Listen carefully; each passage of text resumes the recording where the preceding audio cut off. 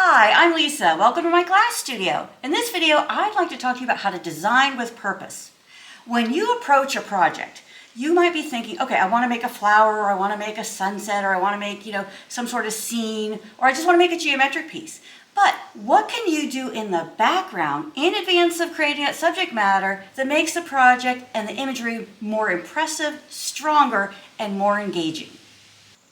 So I'd like to demonstrate different ways you might approach a project, the background and the design, to make it more interesting.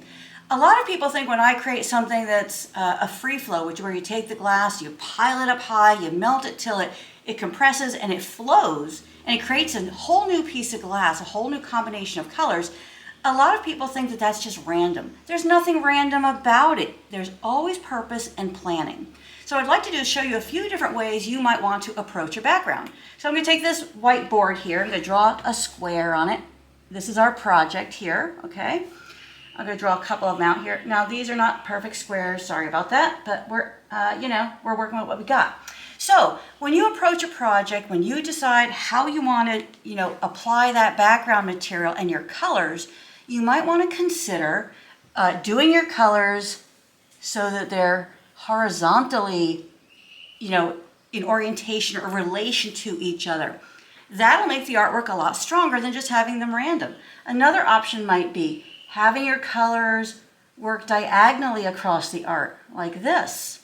So you go dark to light or light to dark. Think about an underwater scene. We've all seen those beautiful scenes where there's a beautiful focus, a light source at the top that comes down. Well, that might have something that looks kind of like this. So you would have a light here and kind of dark here, and then medium, and then really dark down here.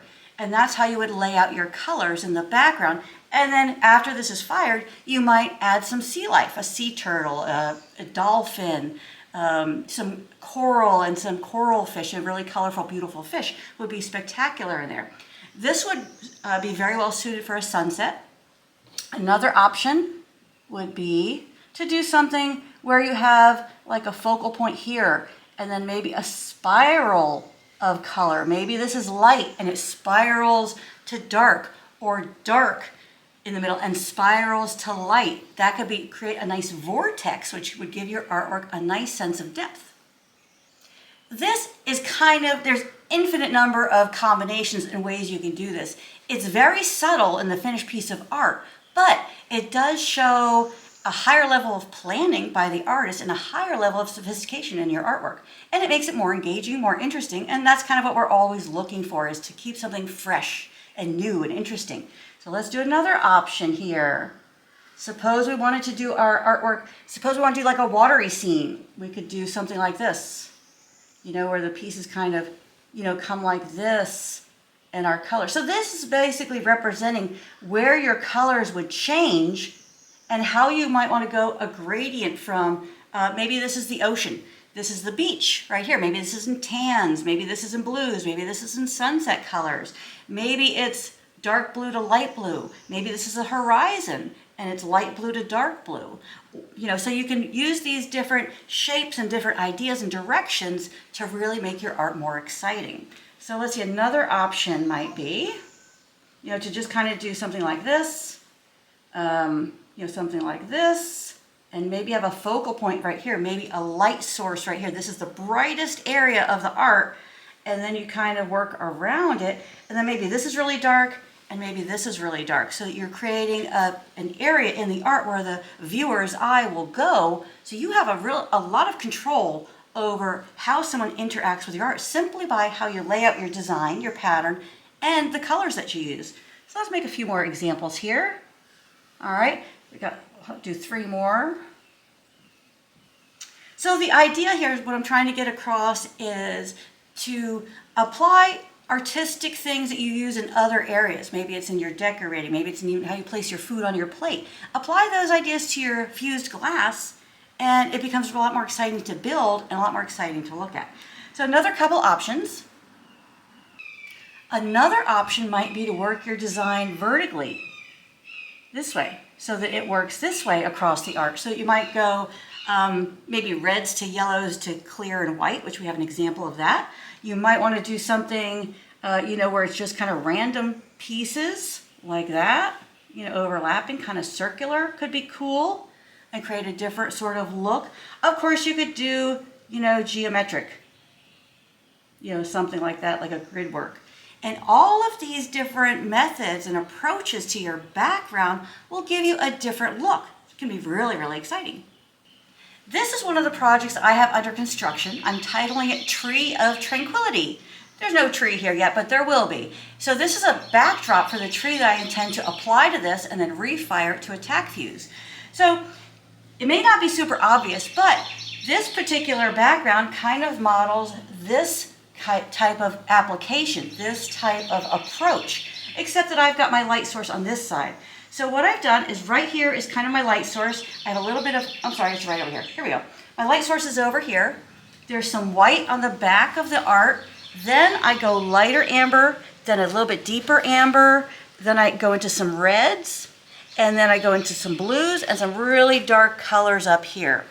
So this is very much like this approach here, where we have a specific design idea in mind, a specific pattern, direction, method of applying things that make the art more interesting and more exciting.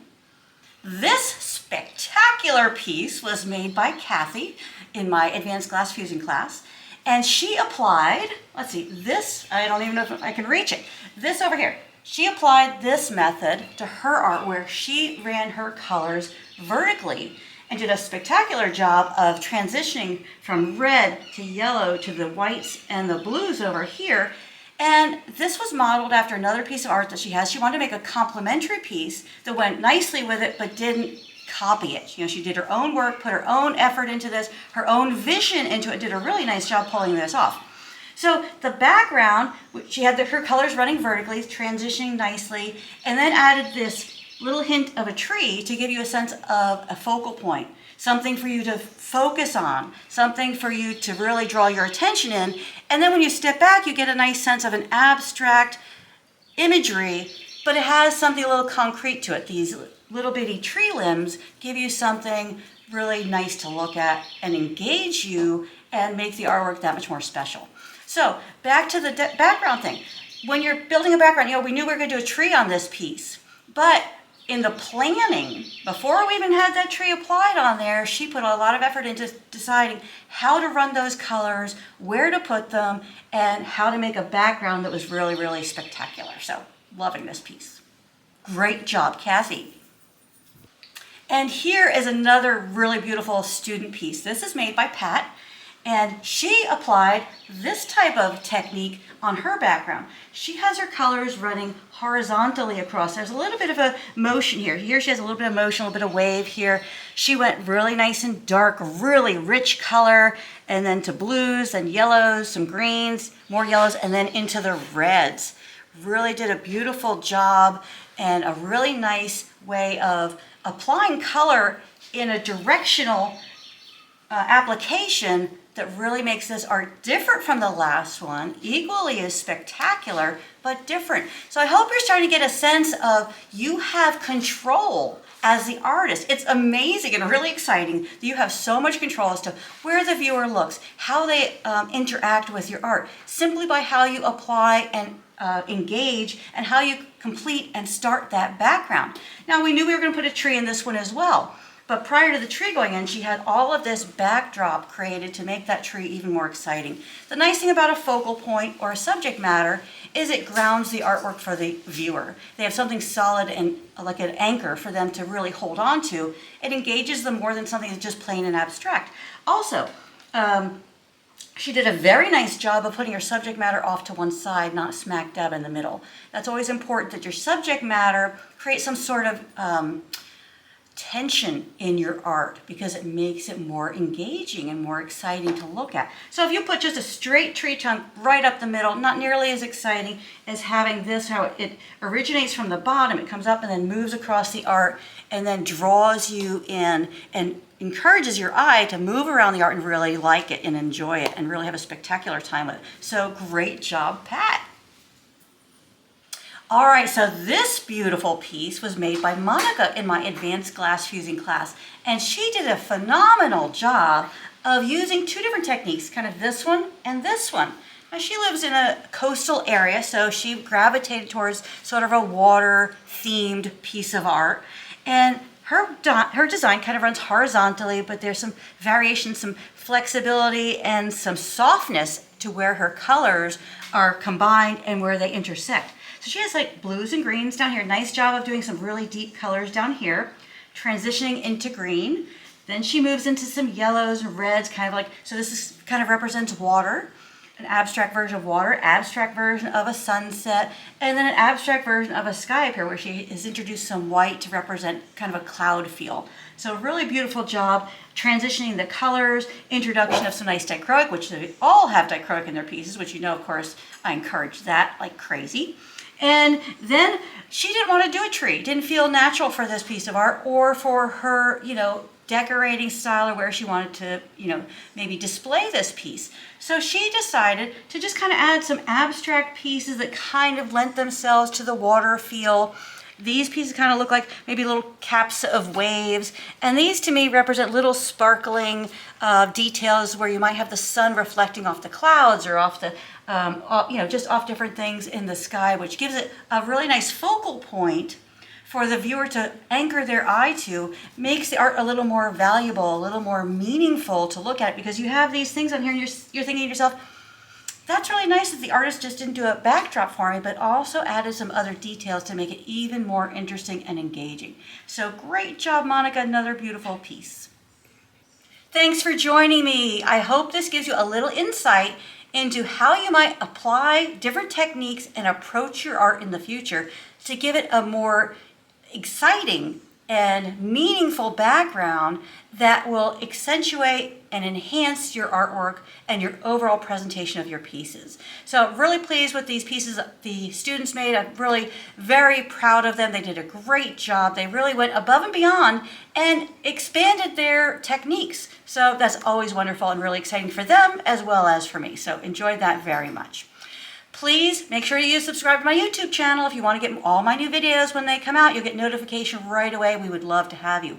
Also, please consider becoming a premium video member. We have new content coming out all the time, exclusive videos just for members, has step-by-step video instruction beginning to end, really in-depth detail there. You get a full-size printable pattern ebook, you get firing guides, all sorts of stuff, whole package, and beautiful projects that you are just going to love. So again, thanks for joining me, and until next time, happy fusing!